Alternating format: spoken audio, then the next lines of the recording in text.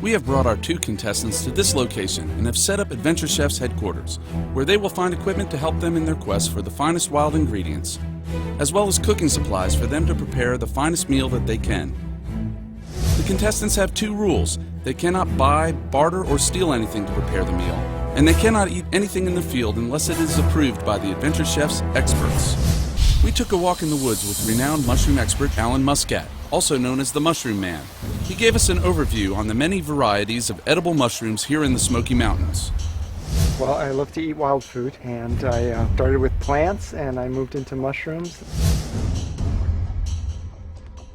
They don't all taste the same. They really vary as much as vegetables do. There are thousands here, different kind. But if you just want to eat tons of them, you only need to learn maybe 10 and maybe the most poisonous 5 or so that there are as well.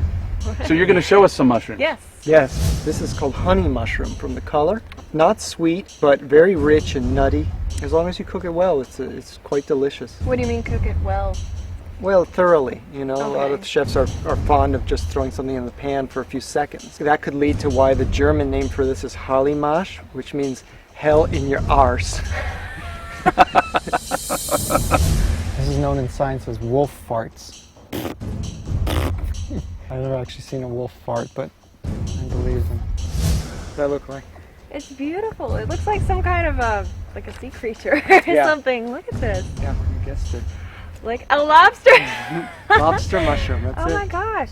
That's what this is. What kind of meal would you make with this? I like to make a curry out of it.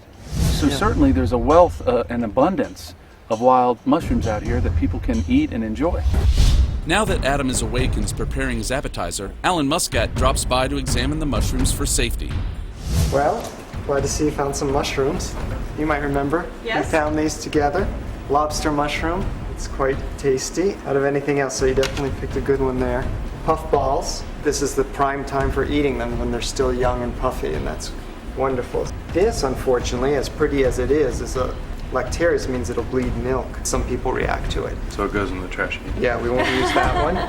You don't want to offend your judges with an upset stomach. And this could do that too. It's a red one on top, could be emetica, which means very good to eat if you want to throw up. You taste a tiny bit, and if it burns on your tongue, you know that if you eat a whole one, then you'd probably not keep it down very easily. But we're narrowing it down. There's a few more I don't know. There are 3,000 in this area, so Okay. I don't know them all. And although this one smells great, I would have to look this up to be sure. The last one I don't know. It could be something called the sweater, which you eat and it makes you break out in sweats, like cold sweat, like shivers. And so you see, nothing is black and white. And if you want to play it safe, then I wouldn't serve these. You know, every mushroom's edible once. But we don't want to.